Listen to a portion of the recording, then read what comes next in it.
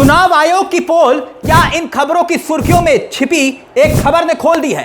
क्या बिहार में नोटबंदी की तरह वोट बंदी की बात जो विपक्ष कर रहा है, उस आरोपों में क्या अब सच्चाई साफ झलकती हुई दिखाई दे रही है? क्योंकि बिहार को लेकर, वोटिंग लिस्ट को लेकर मचे अब तक के सबसे बड़े सियासी बवाल को लेकर खबरों में छपी विस्तार से ये खबरें बता रही हैं कि चुनाव आयोग की मंशा, नीति और नियत सवालों के कटघरे में आकर क्यों खड़ी हो चुकी है। क्योंकि आप देख सकते हैं एक अखबार की सुर्खियां, जी हां कई सुर्खियां हैं, एक एक करके दिखाऊंगा, लेकिन एक अखबार जिसकी सुर्खियां बता रही हैं कि एक सर्वे हुआ। सर्वे यह कि बिहार में 10 में से 9 लोगों के पास किसी भी तरह की पहचान पत्र का दस्तावेज नहीं है। अगर है तो सिर्फ और सिर्फ आधार का दस्तावेज, यानी कि 10 में से 9 ये बता रहे हैं कि आधार के सिवा कोई दूसरा पहचान पत्र उनके पास नहीं है। जबकि दूसरी अखबार की सुर्खियां देखिए, और दूसरी अखबार की सुर्खियां तो और भी हैरान करती हैं।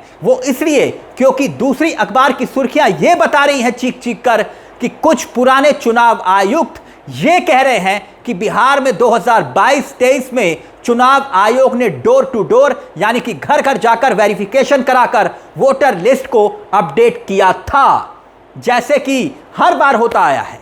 अब आगे क्या लिखा है इस खबर में, वो भी हैरान करने वाला। लेकिन 25 में खेला क्यों बदल दिया गया, नियम क्यों बदल दिए गए? तो सवाल और सवाल के साथ बात शीशे की तरह क्या साफ हो चुकी है कि कहानी कुछ और है। क्या वाकई में नोटबंदी के बाद वोट बंदी के विपक्ष के आरोप में कुछ दम है? आप देखिए इस खबर में क्या लिखा है वो समझिए, क्योंकि इस खबर में ग्राउंड रिपोर्ट का हवाला दिया गया है। रिपोर्ट में बताया गया है कि कैसे खुद मुख्यमंत्री नीतीश कुमार का जो अपना गढ़ है, यानी कि नालंदा का इलाका, वहां तक में सन्नाटा गहराता जा रहा है। और स्थिति यह है कि चुनाव आयोग की वोटिंग शर्तों को लेकर आम जनता परेशान हो रही है। और अब वहां जांच के लिए चुनाव आयोग की टीम पहुंची। जी देखिए रिपोर्ट में लिखा हुआ है कि टीम जब पहुंची तो कल्याण बीघा एक इलाका है, वहां पर अधिकतर लोगों के पास अपनी पहचान के लिए कोई कागज नहीं था, सिर्फ आधार कार्ड के सिवा, जिसे चुनाव आयोग मानने को तैयार नहीं है, यानी आधार कार्ड को।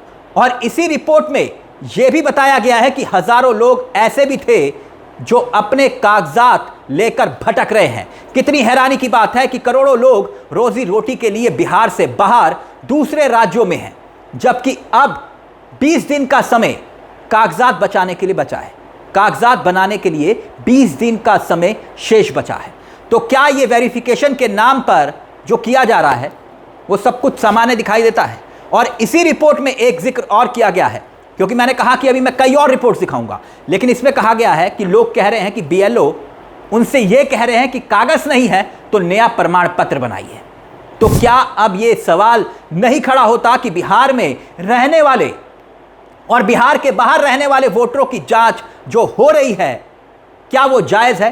क्या बिहार के बाहर रहने वाले वोटरों को पता चल गया है कि बिहार में ऐसा कुछ हो रहा है? मैं उनकी बात कर रहा हूं जो बिहार में नहीं रह रहे हैं, जो बिहार से बाहर रह रहे हैं। उन्हें क्या करना है इस बात को किसी ने बताया? उनका वोट कट जाएगा अगर उन्होंने यह प्रक्रिया नहीं अपनाई, क्योंकि 20% जो पलायन करके बिहार के वासी बाहर रहते हैं, निशाने पर वो थे और क्या हो सकते हैं, उनका भी वोट क्या कट सकता है? यह कोई सामान्य आरोप नहीं है। 2 करोड़ लोग बिहार से बाहर बताए जाते हैं और इनमें से बड़ी संख्या में वोटर हैं, सभी धर्म जाति के। यह मसला बड़ा मसला है, मगर आप जानते हैं कि दिल्ली में चुनाव आयोग ने विपक्ष के साथ क्या सलूक किया? जब बैठक के लिए विपक्ष चुनाव आयोग के दरवाजे पहुंचा तो बैठक से बाहर आकर 11 विपक्षी दलों ने जब अपनी आप बीती बताई थी तो सब दंग रह गए थे कि भारत की संवैधानिक संस्था चुनाव आयोग क्या अब सिर्फ बीजेपी की ही सुनती है? जो आरोप विपक्ष लगाता है विपक्ष की नहीं सुनते। पवन खेड़ा कांग्रेस के प्रवक्ता क्या कुछ कह रहे हैं, जरा वो सुनिए, और फिर उसके बाद कुछ और अखबारों की सुर्खियां आपके सामने रखूंगा। हमें कल ये आभास हुआ कि शायद हम गलत पते पर चले गए हैं। इतनी बड़ी बिल्डिंग चुनाव आयोग, निर्वाचन सदन, पता नहीं कितने 1-1.5 एकड़ पे तो होगी, कई लाख स्क्वायर फुट होगी, मेरे और आपके पैसे से बनी होगी। इतनी बड़ी बिल्डिंग में बैठने की जरूरत क्या? बीजेपी का इतना अच्छा मुख्यालय है, वहां एक फ्लोर ले ले जी, वहीं बैठ जाइए। हम क्यों बिचौलियों से मिलें? हम सीधा बीजेपी से बात करेंगे। माफ कीजिएगा, चुनाव आयोग किसी पार्टी का बिचौलिया नहीं हो सकता। सबको अपने दायरे में रहकर काम करना होगा, यह लोकतंत्र की परिभाषा है। और सबका दायरा संविधान ने फिक्स कर रखा है, नियमित कर रखा है। उस दायरे को अगर कोई तोड़ेगा तो देश देख रहा है, देश जानता है कैसे लोगों को अपने अपने दायरे में फिर से भेजना है। अब देखिए, नवंबर 2015 की यह खबर देखिए। कम्यूटर की मतदाता सूची की जांच में 1,07,000 वोटर डुप्लीकेट पकड़े गए। टाइम्स ऑफ इंडिया ने इस बारे में रिपोर्ट करते हुए लिखा कि मानवीय स्तर पर चेकिंग कर नामों को फिर से वेरीफाई किया जाएगा। अक्टूबर 2023 की अब यह खबर देखिए, खबर भास्कर की है, जिसमें लिखा है कि जयपुर में 54,000 नाम वोटर लिस्ट से हटाए गए। मतदाता सूची के ड्राफ्ट पब्लिकेशन के बाद जब दोबारा मतदाता सूचियों का पुनर्निरीक्षण किया गया, समीक्षा की गई तो गड़बड़ियां पाई गई और नाम जोड़ने हटाने का अभियान चलाया गया। 40 दिन, जी हां, इस खबर को देखिए। इस खबर में लिखा हुआ है कि 40 दिन चले इस अभियान में, मेरी बात को गौर से सुनिएगा, 40 दिन चले इस अभियान में कुल 54,189 मतदाताओं के नाम सूची से हटाए गए। कितने? 40 दिन में। अब इस खबर को देखिए, एक और उदाहरण दे रहा हूं, और क्यों यह उदाहरण दे रहा हूं फिर बताऊंगा। 15 मार्च 2025 को CNBC TV 18 की रिपोर्ट देखिए। आधार और वोटर आईडी की लिंकिंग के मामले को लेकर चुनाव आयोग जरूरी मीटिंग होने की बात करता है। लिखा यह गया है कि गृह मंत्रालय, कानून मंत्रालय के अधिकारी इसमें शामिल होंगे। रिपोर्ट में यह भी लिखा गया है कि 2021 में हुए संशोधन के बाद जिन्होंने स्वेच्छा से अपना आधार नंबर दिया, उनका डाटा रखा जा रहा है ताकि वोटर आईडी से मिलाकर डुप्लीकेशन को रोका जा सके। मार्च 2025 की इसी खबर के अनुसार अभी तक यह काम नहीं हो पाया है। तभी मैंने कहा था कि खबर को ध्यान से समझिएगा। अब इससे पता क्या चलता है? इससे यही पता चलता है कि अगर डुप्लीकेट मतदाता हैं तो अलग तरह के अभियान से उसे पकड़ा जा सकता है, और वो पकड़े जाते हैं। इसके लिए 8 करोड़ मतदाता से फॉर्म भरवाना या नया फोटो मांगने की जरूरत नहीं पड़ती है। यही नहीं, बिहार के 8 करोड़ मतदाता अपनी पहचान साबित करने के लिए मतदाता पहचान पत्र नहीं दे सकते हैं। वोटर आईडी इसमें मान्य नहीं है। आधार कार्ड वो भी मान्य नहीं है, जबकि आधार से लिंक कर डुप्लीकेट मतदाता खत्म करने का सपना पहले ही दिखाया जा चुका है, और वो भी चुनाव आयोग के द्वारा।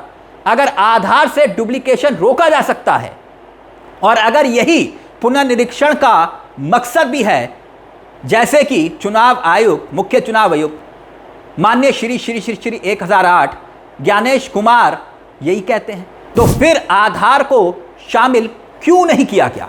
अब तेजस्वी यादव ने भी बाकायदा सोशल मीडिया पर इन्हीं खबरों को शेयर करते हुए जो बात लिखी है वो भी आपकी स्क्रीन पर है दोस्तों। तेजस्वी यादव साफ तौर पर लिख रहे हैं कि गांव-गांव में एक ही गुहार, हमारे पास तो सिर्फ आधार, यानी आधार का जिक्र तेजस्वी यादव कर रहे हैं। और तेजस्वी यादव ने यह भी लिखा, इंडियन एक्सप्रेस की जो खबर है उसे बाकायदा पोस्ट करते हुए वो लिख रहे हैं और शेयर करते हुए लिख रहे हैं कि मोदी शाह की चुनाव आयोग द्वारा करवाई जा रही तानाशाही का जीता जागता नमूना है ये खबरें।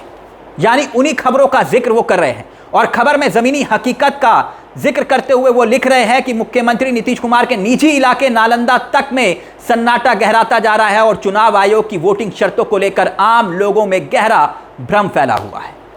और तेजस्वी यादव बाकायदा पूरी बात इस पोस्ट में लिखते हुए दिखाई दे रहे हैं और कह रहे हैं कि जब आधार कार्ड से ही सब कुछ होता है तो फिर चुनाव आयोग ये खेल कर क्यों रहा है, और चुनाव आयोग का ये खेल एक्सपोज हो गया है।